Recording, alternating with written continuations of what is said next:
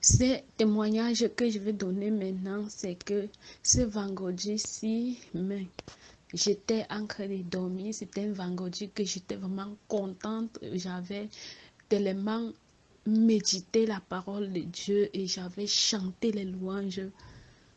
Bon, ce vendredi, j'avais acheté au prix de 4500 francs. Bon, cette Bible qu'on vend ici au Cameroun, ici à 5000 francs.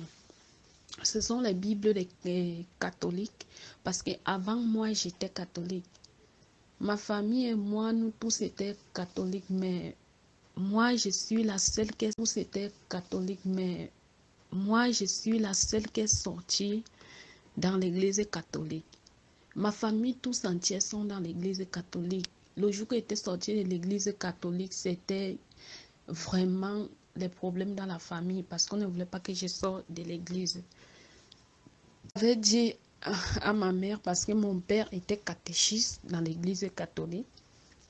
Mon père a son nom parce qu'il ne vit plus. J'avais décidé de quitter l'église catholique parce que le Seigneur m'avait visité. Il m'avait demandé de quitter dans cette église qui ne voulait pas que je continuais à choisir d'obéir au Seigneur. Ma famille tout entière était fâchée contre moi. Disait que je vais salir l'honneur et le nom de mon père si je quitte l'église catholique. J'ai dit donc, si c'est ce que vous voyez, il n'y a pas de problème. Hein, parce que je ne peux pas obéir totalement à mon père charnel obéir totalement à mon père charnel que à mon père spirituel qui est le Seigneur Dieu, Dieu le Père. Donc je ne pouvais pas faire leur volonté ou oublier ce que le Seigneur m'avait interpellé de faire sa volonté. Donc ce vendredi, de faire sa volonté. Donc ce vendredi, j'ai donc décidé de prendre ma Bible. Je vais dire même chaque jour, je me couchais sur ma Bible catholique romain. J'aimais tellement ce testament que chaque soir, je me couchais. Ce vendredi, donc, j'ai fait tout la même chose. J'avais fini de lire la Bible, chanter les cantiques, faire ma prière. Je me suis couchée, je me suis endormie et j'ai posé ma tête toujours sur ma Bible. Le sommeil m'a donc pris. Comme le sommeil m'a pris, je me suis retrouvée. Comme le sommeil m'a pris, je me suis retrouvée avec un gros serpent sur ma tête. Un gros serpent qui commençait par ma tête jusqu'au dos. Quand je me suis retrouvée avec un serpent dans mes rêves sur ma tête, j'ai donc commencé, je me suis retrouvée même parmi deux hommes. Il y avait un homme de l'autre côté, un homme de l'autre côté. Donc je pouvais les voir, mais je ne peux pas les décrire. Je ne peux même pas les décrire. Maintenant, ces hommes me disaient, pourquoi est-ce que moi, je peux avoir un serpent sur la tête? Moi, je suis la fille du Seigneur Jésus-Christ. Donc, je ne peux pas avoir un serpent sur la tête. Ils me disaient, en effet, tu es la fille du Seigneur Jésus-Christ. C'est ce que tu imagines. Mais tant que tu as cette serpent sur la tête, bien sûr, bien sûr que tu es la fille du Seigneur Jésus-Christ. Mais tant que tu as cette serpent sur la tête, le Seigneur Jésus-Christ ne te connaît pas. Il ne va pas t'accepter tant que tu ne te débarrasses pas de cette serpent sur la tête. Il me disait, comment ça? Est-ce que j'ai un serpent? Il me disait, comment ça? Est-ce que j'ai un serpent sur la tête? Il me disait, touche alors ta tête. Alors j'envoyais directement la main derrière ma tête, là où j'avais posé la Bible. Je pouvais toucher sur ma tête un gros serpent jusqu'au dos. Comment est-ce que je peux avoir un gros serpent sur la tête comme ça là chaque jour? Donc je marche avec l'histoire là chaque jour et je ne vois pas. Elle m'a dit qu'en effet, ne soit tu accepté le serpent, tu voulais encore faire quoi? Tu es chaque jour avec le serpent, tu aimes tellement ce serpent. Je disais non, je n'ai jamais aimé le serpent moi. Le serpent dans ma vie. Elle me disait non, tu as déjà accepté le serpent. Il est trop tard pour toi pour aimer le Seigneur Jésus-Christ. Si tu veux aimer le Seigneur Jésus-Christ, tu vas devoir te débarrasser de cette serpent. Elle disait non. Enlevez-moi ces serpents. J'ai donc commencé à crier, à envoyer la main sur moi ces serpents. J'ai donc commencé à crier, à envoyer la main sur ma tête. J'ai tiré ma tête, j'ai tiré le serpent qui était sur ma tête. J'ai tiré. En pleurant, j'ai tiré. Ils m'ont dit, pourquoi pleures-tu?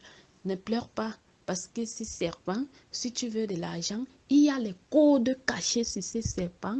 Le serpent là va te donner de l'argent. Si tu veux tuer quelqu'un, cet serpent va aller tuer cette personne pour toi. Si tu veux les voitures, des maisons, cet serpent va te donner tout ce que tu as donc besoin. Et si je ne veux même pas ni vos maisons, ni vos voitures, même pas ni vos maisons, ni vos voitures, ni de l'argent. J'ai accepté le Seigneur Jésus-Christ et je l'accepterai jusqu'à la mort. Je vais assumer parce que j'aime le Seigneur Jésus-Christ. Il me disait donc, pour toi il est donc trop tard. On ne va plus jamais t'accepter ici parce que tu as tellement aimé ces serpents. Et donc dit, y a-t-il personne ici là pour m'enlever ces serpents sur ma tête? Ils m'ont dit, en effet, il y a un homme, un seul homme qui peut t'aider à enlever ces serpents. Et donc dit, pardon, amenez-moi voir cet homme afin qu'il m'enlève ces serpents. Je ne veux pas de l'argent, c'est tout ce que je veux. Ils ont dit, ok, on va alors t'amener voir cet homme. Mais premièrement, si tu acceptes le serpent, si tu acceptes le testament, tu vas devoir accepter le serpent. Ce testament est le serpent. Ce testament est le serpent. Je disais, quel testament? Si tu acceptes ce testament, tu vas devoir accepter le serpent. Je me suis réveillée. Quand je me suis réveillée, j'ai dit, Seigneur Jésus-Christ, de quel testament me parles-tu? Je sais que de quel testament me parles-tu? Je sais que tu es en train de me révéler quelque chose que j'ai gardé dans ma maison et qui représente le serpent. Et moi, je vais connaître ce testament. En effet, j'ai 2 testaments dans ma maison. Donc, je cherchais donc de quel des 3 testaments que le testament dont j'avais posé la tête sur ça passe, puisque le serpent était sur ma tête. Mais je disais que je ne peux pas juger charnellement. Donc, vaut mieux que je demande à mon Père qui me révèle comme il a d'abord fait le testament qui représente le serpent dans ma maison. Et je me suis donc mise à genoux. J'ai commencé à prier. J'ai demandé, Seigneur Jésus-Christ, toi qui connais toutes choses, toi qui viens de me révéler que j'ai un serpent dans ma maison. Moi, je veux que tu me révèles automatiquement de quel testament me parles-tu? Automatiquement, de quel testament me parles-tu? De quel testament qu'il s'agit qui se transforme en serpent dans ma maison? Et j'ai donc dit, si c'est le testament catholique romain, que je rêve dès que le sommet va catholique à main, en que de lire ou en que de partir à l'église avec ça à main. Bon, si c'est le testament des témoins, que je me retrouve avec ça à main en que de lire. Si c'est le testament que j'avais téléchargé dans mon téléphone, que je me retrouve en que de chercher mon téléphone ou en que de manipuler mon téléphone, que je suis en train de prier ou avec mon téléphone en train de faire quelque chose avec. Je me suis endormie. Quand je me suis endormie, je vous assure que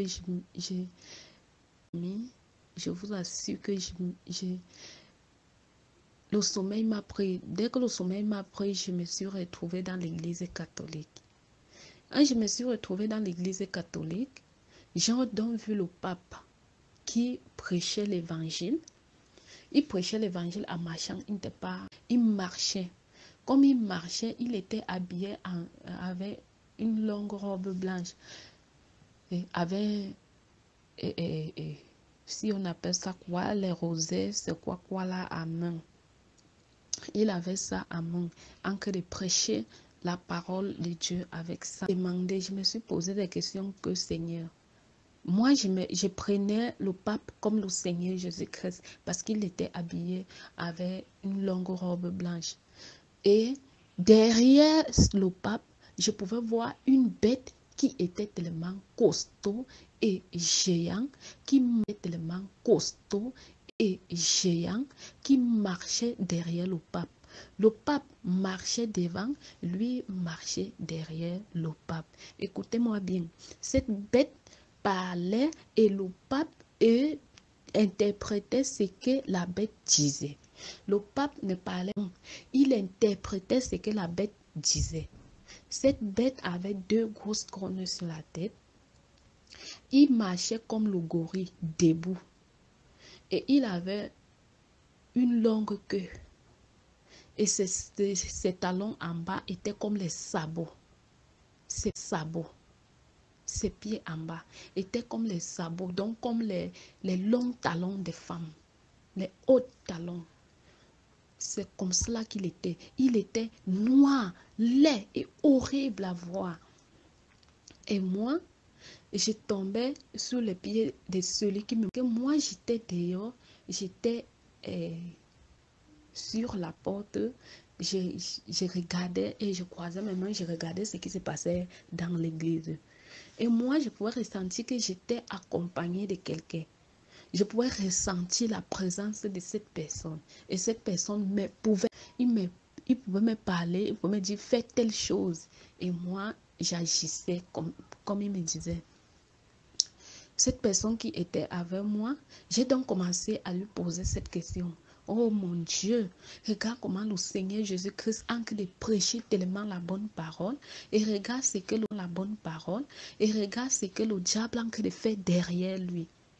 Et cette personne me disait, il ne parlait pas encore, il me regardait seulement.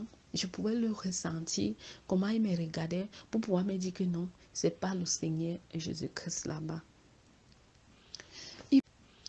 Il prêchait tellement, c'était la bête qui prêchait. Je répète, c'est la bête qui prêche derrière le pape.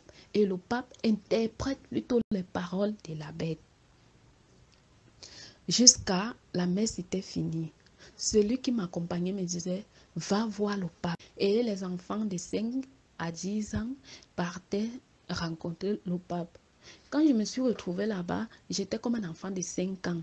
J'étais tellement petite. Écoute, et je posais tellement de questions. Je lui ai dit, pourquoi moi je vais aller regarder le pape? Moi je ne veux pas voir cet homme. Voir cet homme. Il m'a dit, non, va le saluer. Et donc, j'ai dit, ok. J'ai commencé donc à marcher pour aller voir le pape. Il me dit, quand j'ai donc commencé à marcher pour aller voir le pape, je me suis retrouvée avec la Bible que j'avais posé la tête sur ça. Le pape, je me suis retrouvée avec la Bible que j'avais posé la tête sur ça. La Bible catholique romaine. J'avais ça à main. Et je disais au pape, le Seigneur Jésus-Christ m'a dit que cette Bible est fausse, que vous avez utilisé sa parole pour faire votre business. Il me dit, non, tous les autres Bibles viennent que derrière cette Bible. C'est plutôt les autres Bibles qui sont fausses. La personne qui t'a dit que cette Bible est fausse, tu dois avoir peur de lui. Ce n'est pas une bonne personne. Je disais, non, je ne peux pas avoir peur de mon Dieu et vous faites confiance. Je ne vous fais pas confiance. Et il m'a dit, le Seigneur Jésus-Christ m'a dit que cette Bible est fausse. Il m'a dit que vous avez utilisé sa parole pour de l'argent, que cette Bible a des codes secrets dedans, que cette Bible n'est pas sa parole. Cette Bible, quand tu possèdes cette Bible, tu appartiens à la Bible. Quand tu possèdes cette Bible, tu appartiens au serpent. Maintenant, il me dit, qui es-tu pour me parler de la sorte? Ne me parlez pas comme ça là, je n'aime pas ça. Si tu continues à me parler ça, tu verras ce que je vais te faire. Et c'est donc, moi je m'en fous de ça. Je viens d'arrêter parce que le Seigneur Jésus-Christ m'a dit, vous avez utilisé sa parole pour faire de l'argent. Vous avez fait de sa parole un business. Donc, vous allez payer pour tout ce que vous êtes en train de faire. Et cette Bible, je vais la jeter. Je ne peux plus rester avec cette Bible chez moi. Dans cette Bible, que celui qui possède cette Bible est automatiquement au serpent. J'étais comme une petite fille de 5 ans. Et ce sont les paroles dont le Saint-Esprit m'a donné. Comme je prononçais cette parole, le pape s'est mis en colère. Prononçait cette parole, le pape s'est mis en colère. Il voulait seulement me tuer. Et là, je ne sais pas comment celui qui était avec moi m'a porté là-bas. Il m'a seulement porté. Il m'a dit, celui que tu as vu là-bas à l'église qui prêchait et que la bête était derrière lui, c'est Jean-Paul II. Celui que tu as vu là-bas qui prêchait la parole de Dieu n'est pas le Seigneur Jésus-Christ. Il s'appelle Jean-Paul II. Il utilise la parole de Dieu pour faire de l'argent. C'est ce qu'il m'a dit. Dès qu'il m'a dit, je pouvais ressentir comment j'étais portée sur les mains. J'étais portée jusqu'à ce qu'il me déposait au lit. Dès qu'il me déposait au lit, il me disait, rappelle-toi, Jean-Paul II. Il me dit, je me suis réveillée. J'ai dit, Seigneur Jésus-Christ, c'est cette Bible que j'aimais autant. Parce que chez nous, les catholiques, on disait toujours que c'était la meilleure des Bibles. Que l'église catholique, c'était la toute première des églises sur la terre. Que tous les autres églises maintenant viennent derrière les catholiques. Parce que l'église catholique est la meilleure. Et eux, ils vont déjà en faire de l'église et les business d'argent. Que toutes les autres églises sont fausses. Dès que je me suis réveillée, avec une voix qui me disait, rappelle-toi Jean-Paul II, Jean-Paul II, Jean-Paul II.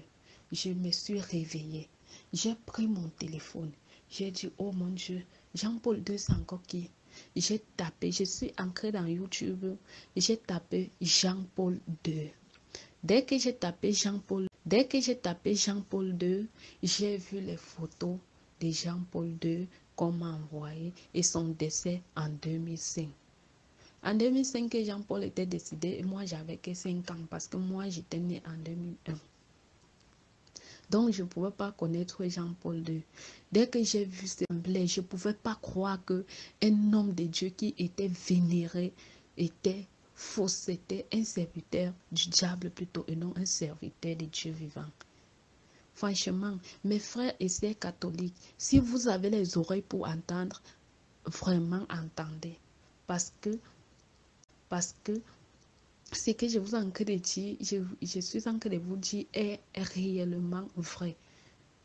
C'est vrai, je n'ai rien ajouté là-bas, je n'ai rien retranché. C'est ce que le Seigneur Jésus-Christ m'a révélé. Parce que j'aimais tellement ce testament, alors que ce testament était faux. Le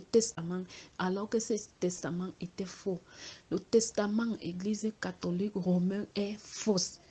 Il y a des codes secrets qui sont dedans, qui se retrouvent dans la Bible pour faire de la sorcellerie avec.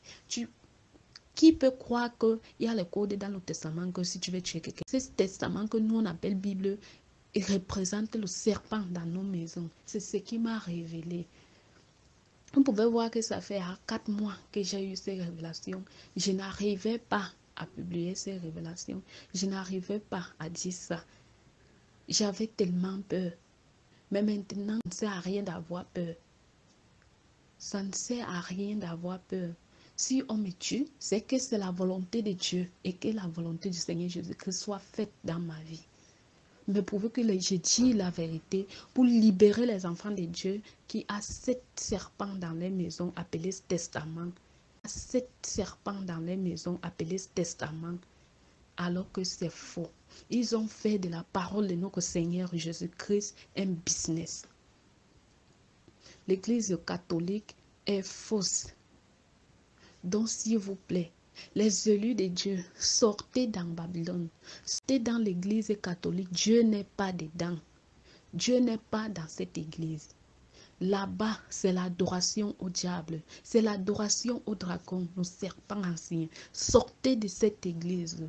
Sortez de cette église pour la gloire de notre Seigneur Jésus-Christ. Dieu lui, sortez au milieu d'elle.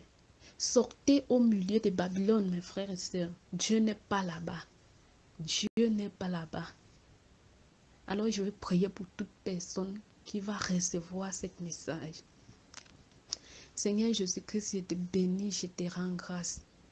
Toi qui as été, je te bénis, je te rends grâce. Toi qui as été sacrifié, immolé, Seigneur.